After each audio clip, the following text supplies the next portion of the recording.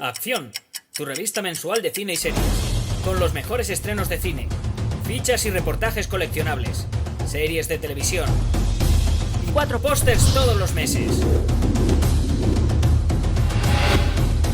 Búscala en tu kiosco.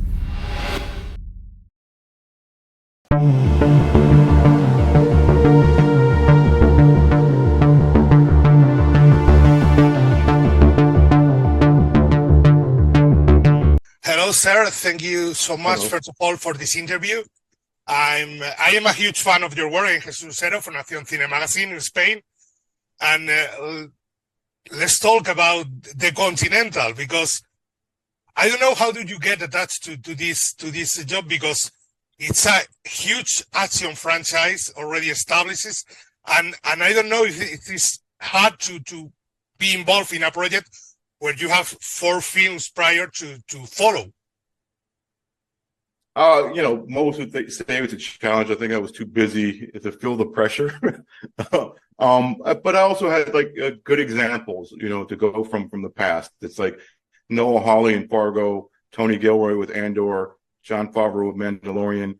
They all played in a sandbox that had been well established before. And I think the trick to that is you have to follow the rules of the universe, but introduce something new and interesting inside of it that the fans can be excited by. Because I don't think if you really ask a hardcore fan of Star Wars or John Wick, do you want an exact duplicate of what you just saw? I don't think they would honestly say that they do.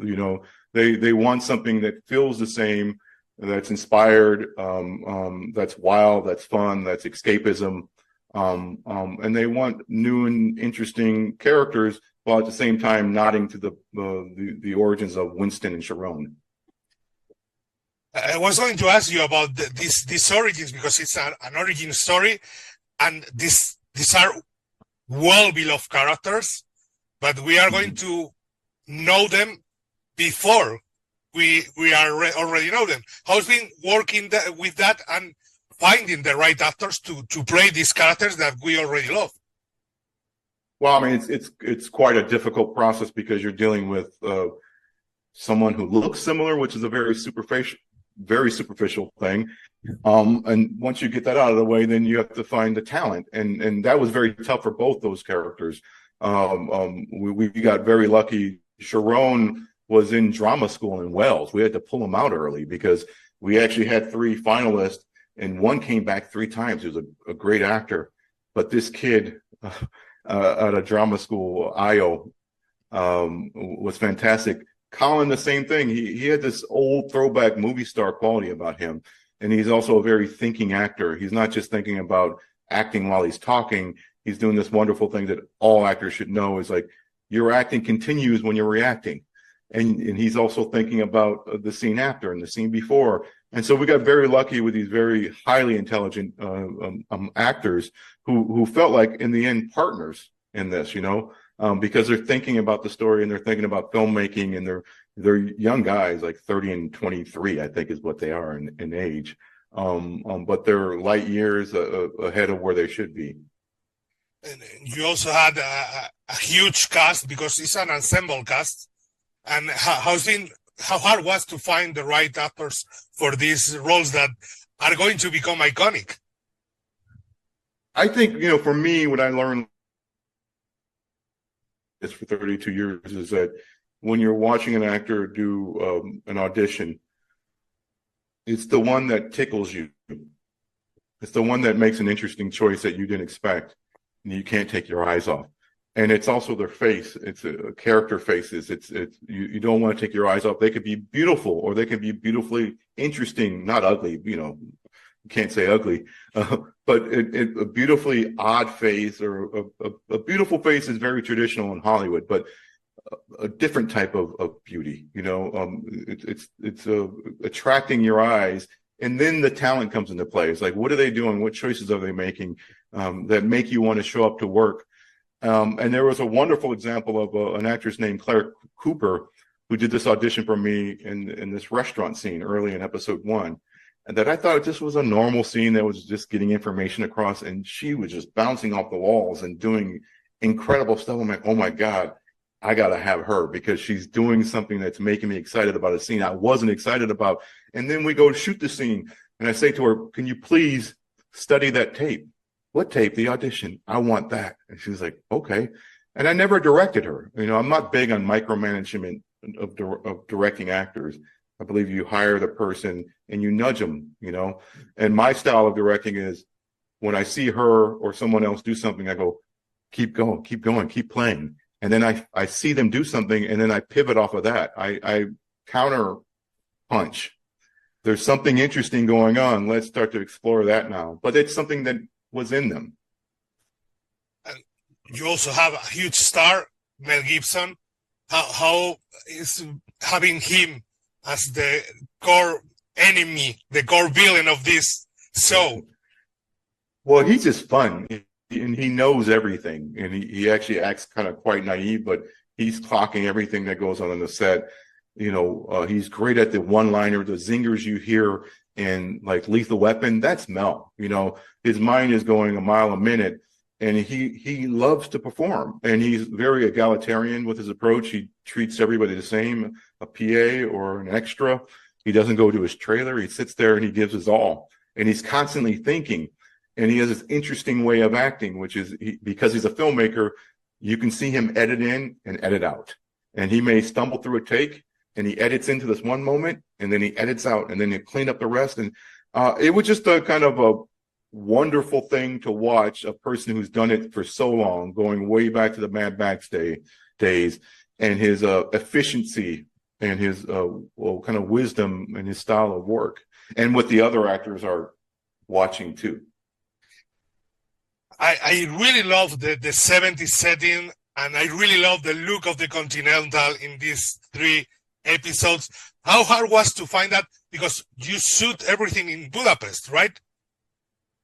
How hard was to create this world? Because the look of the streets, the New York streets, the trash in the streets, everything looks amazing. So how hard was to create that world? Well, I think it starts with a great production designer. And, you know, letting professionals do what they do and giving them inspiration, and us all looking at available material from back then. But, you know, to be honest, to do 1970s New York in New York right now would be difficult. You know, you still would have to use VFX. You still would have to production design the hell out of it, basically, right? And then there's like your inspirational films that you love from the time period, whether it's Taxi Driver or Midnight Cowboy or The French Connection.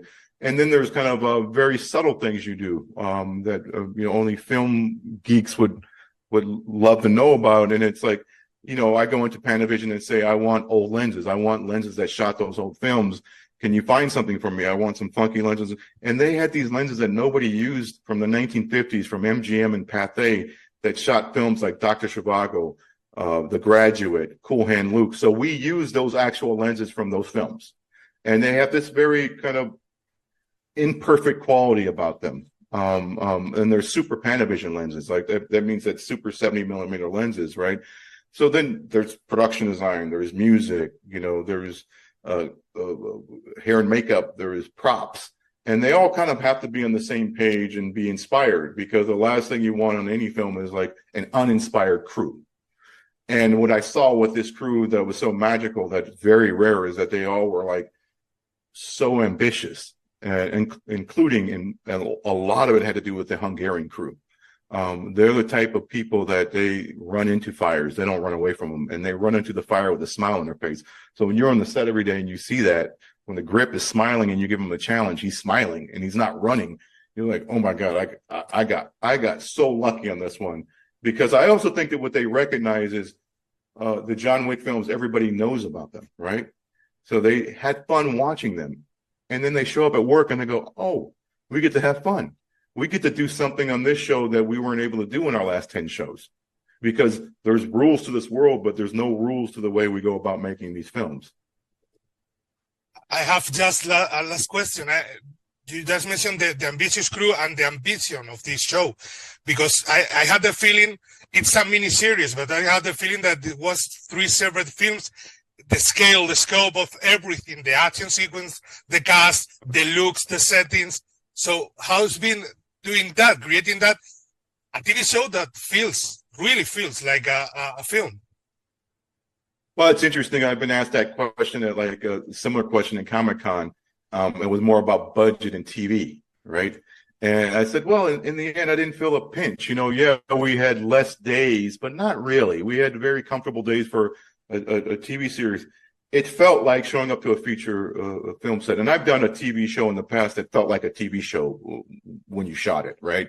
And traditionally, you see that if it's 10 episodes or 8 episodes, there's a lull of fillers in the middle. And you're like, oh, I got to get through this episode because, they're just wasting my time.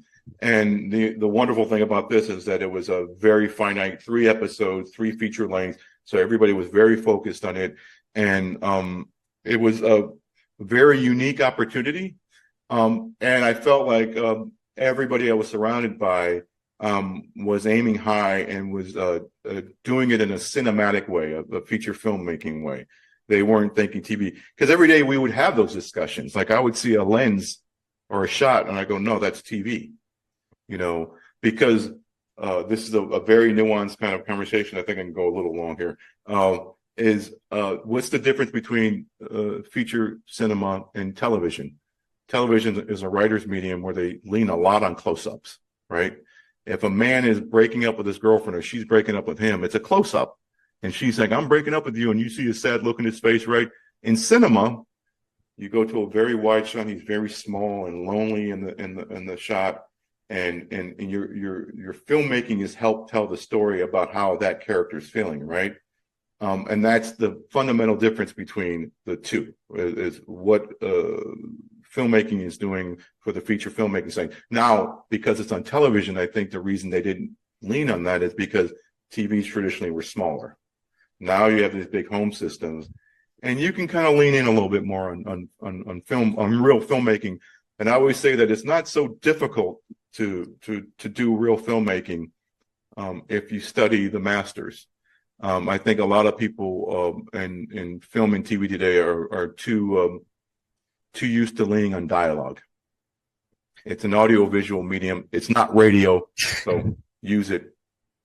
Well, sir, thank you so much. Congratulations. I really love the show. I'm a huge John Wick fan. I'm a huge fan of your work. I love the Book of Eli. So I really enjoyed these 3 episodes. I enjoyed also the Spanish connections, hearing Baccarat in the soundtrack and something like that. So, oh my God. Oh my God. I gotta say, first of all, I love your country. I love your country because I've been there and I live quite close by air. But finding Baccarat that is my favorite scene in episode 1, by the way, because of that. The moment I heard that song was like, wait, what? It was amazing, sir. Amazing. Thank you so much for this interview and congratulations, sir. Thank you. Thank you so much. Nice meeting you. Nice meeting you, sir. Bye. Acción, tu revista mensual de cine y series, con los mejores estrenos de cine, fichas y reportajes coleccionables, series de televisión y 4 pósters todos los meses. Búscala en tu kiosco.